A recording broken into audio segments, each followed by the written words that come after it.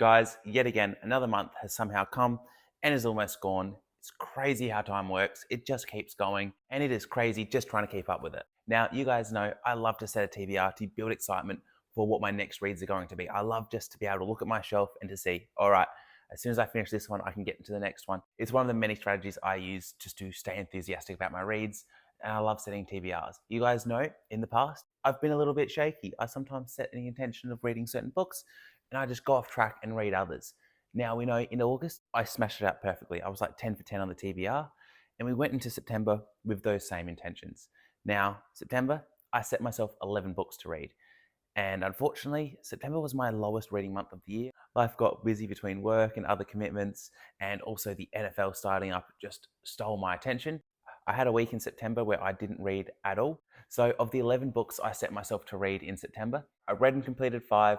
I tried another 2 and DNF'd them. 2 of them I was unable to read just as Libby doesn't have them available yet. Another one I wasn't able to start just because I hadn't finished the previous book yet, so I still got more to go there. And there was just another one I just didn't have the time to get to. And I did add in another book, The Lies of the Ajungo, a novella, to help me break through my slump of not reading for a week, because I just need something to get me kickstarted reading again, and it definitely worked as I've been smashing out reading the last week since I've got into that. But we'll have more of my September reads in my wrap-up video next week. Right now, we have got to dive into what I plan to read in October. What are the reads? What's our book club going to be? It's time to build some excitement for October's reads. But before we go any further, make sure you like the video, comment what you're going to be reading in October. I need to hear what you guys are reading to build my own excitement. Let me know how you've been going with your TBRs. Are you stacking your October reads with spooky reads? Are you getting some horror in there? And make sure you subscribe so you can see what I read in September and what I thought of each book. Now, jumping into my October TBR, we've got to start with the book I'll be starting my month with, which will be Best Served Cold. You guys know I've just been creeping through this one the last couple of months. I've been absolutely loving this book. I just haven't had a chance to really dive into a physical read. I've been adding a few more in recently, which is slowing this down even more. But there is no reason I shouldn't be flying through this. The writing, the characters, all phenomenal. You know why I love Abercrombie. It's just a gritty revenge story. It feels more in-depth than the First Law trilogy. Like the plot is just really focused and we're really getting into the nitty-gritty details. But it's also just a more simple read because it is just that revenge story. It's focused on one simple thing. But we've got a great cast of characters. We get in gritty with all of them. We get in all of their heads. They all have great character arcs. This has definitely been the strongest First Law book I've read so far, which is saying a lot considering how much I love the First Law trilogy. I can't wait to finish this one off. I may even finish it before we get to October, but I do have another physical read I'm on at the moment that's slowing me down. But if I go strong with this, I will go into the heroes to continue my First Law journey in October. But next, the most important read of the entire month is our book club read. And guys, if you haven't got onto it already, link down in the description. Free book club on the Fable app. I'm not sponsored. We just hang out there and read a book once a month. We're reading We Are the Dead in October. We wanted to get some dark, gritty fantasy, and this one won the vote. Book 1 of Mike Shackle's Last War trilogy, We Are the Dead, is one of the darkest fantasy series ever written, according to most of its readers. And it's even got the approval of the author of The Black Company, Glenn Cook, saying likely the next Game of Thrones. I don't like that term, but I've heard lots of good things about Glenn's series, so we'll give him the benefit of the doubt. Now, this is a series centered around a country that has just been conquered. A neighboring country has been able to revive some magic and has just taken over and completely conquered. So we're picking up after that conquering, where there's just a few remaining heroes, and there's just that last little hint of hope left to redeem this country and to get things back. So I can't wait to dive into this. The line on the back of the book is, "The war is over, the enemy has won." And I want to see how they can fight back against this enemy that's already won. If you want to join me on this read, jump into that link. So that'll be my first 2 physical reads with Best Served Cold and We Are the Dead. It's going to be a lot of dark fantasy. So that audiobook we're going to have to accompany that with will probably be something lighter. So we're going to continue my Dungeon Crawler Carl journey with Dungeon Crawler Carl Book 5, The Butcher's Masquerade.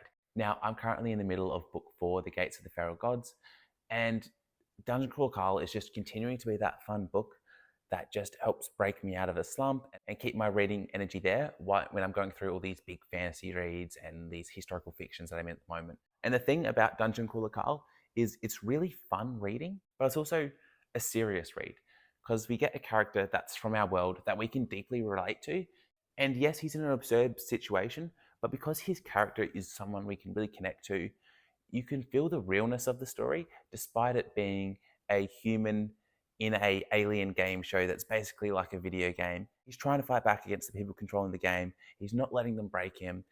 And it's a super compelling story that has just a very easy plot to follow. We are trying to make it through the levels of the dungeon. So we get the immediate story of making it through. We get the added story of him trying to fight back against the game makers, the political intrigue from the outside. We get great characters, easy reading or listening. The audiobook is fantastic. And this is something that doesn't sound like it's for a lot of people, but is for a lot of people.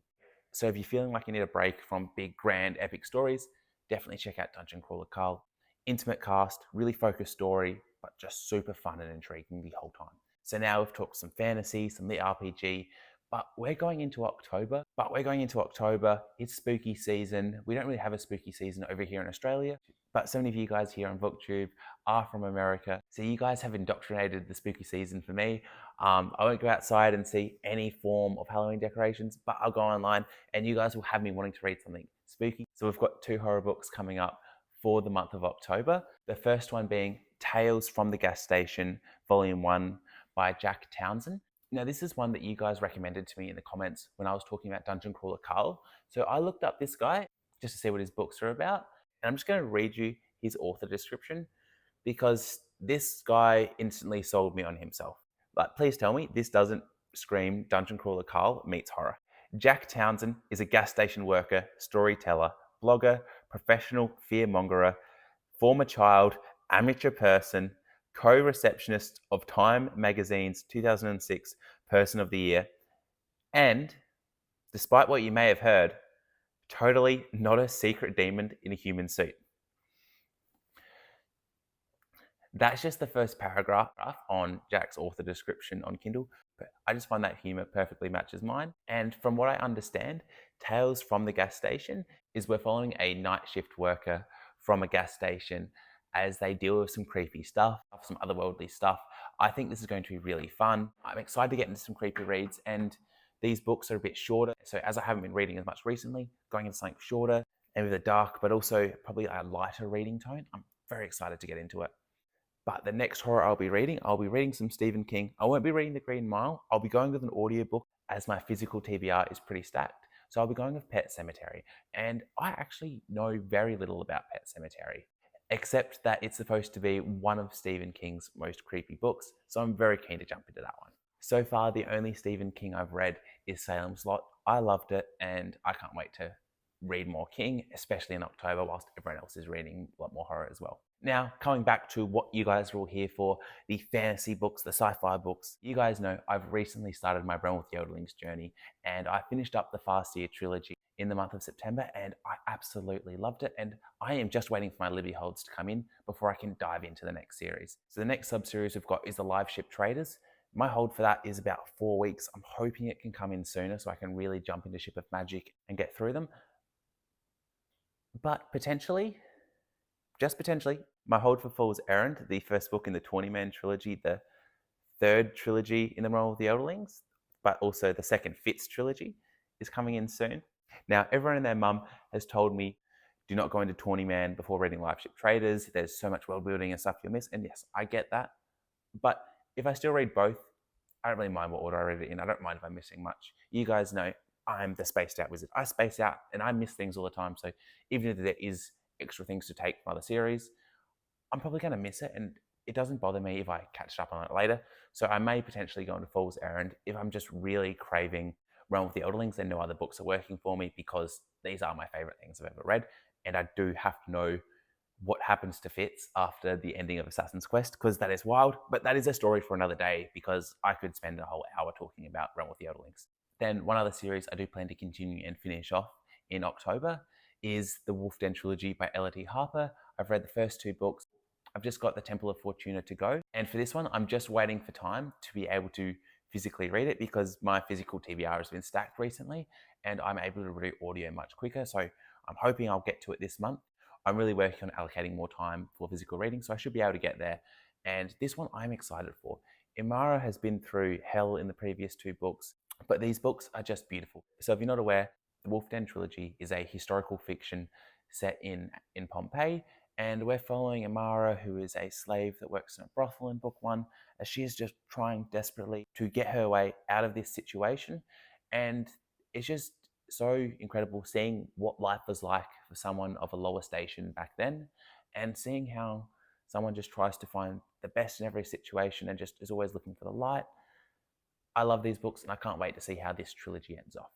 Then if I do well with my physical reading, there's another book I really want to try. And this is another short one, so I can just really get in a rhythm with my reading and not just pick up massive books and not pick up too many massive books that are just going to be overwhelming for my TBR that I'm not going to be able to stick with. I've added The Star King, Book 1 of the Demon Princes by Jack Vance. Now, I talked about this one on my second to last video, my top 10 series on my TBR. This is one on that list, as now I'm going to be really prioritizing either finishing off series I've started or just working through that top 10 list. And this one being one of the shorter series on that list, I'll be getting to that sooner.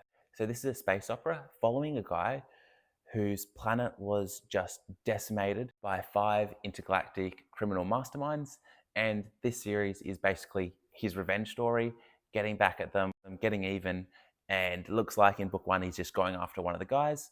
This is a series that comes highly recommended from George R. R. Martin, so being that it's recommended by the GOAT, I've got to get into it, and I'm super excited. Nice, short space opera. I haven't read sci-fi in a little bit, so I'm very keen to get into it. And keeping along the lines of going through those series that are on my top 10 series to read, we've got the Way of Edan trilogy by Phillip Chase, and the audiobooks for this series will be coming out very soon. And as I don't have the space for any more physical reads in October, I'm going to put this on the list. If those audiobooks come out, as Phillip said, they could come out at any moment, I'll dive straight into it, and I'm super excited to see Phillip's series, seeing his classic inspiration molded with some modern influences for a very politically driven series, for a very religious driven series. Looks like we've got a holy war going on and there's lots of classic world building, so I'm excited to see what Phillip's put together here. When I was doing my research for it, I saw little write-ups written through it by Janny Wirtz, John Gwynn and Mark Lawrence, 3 authors I love. So he's got their approval, he's got my approval already.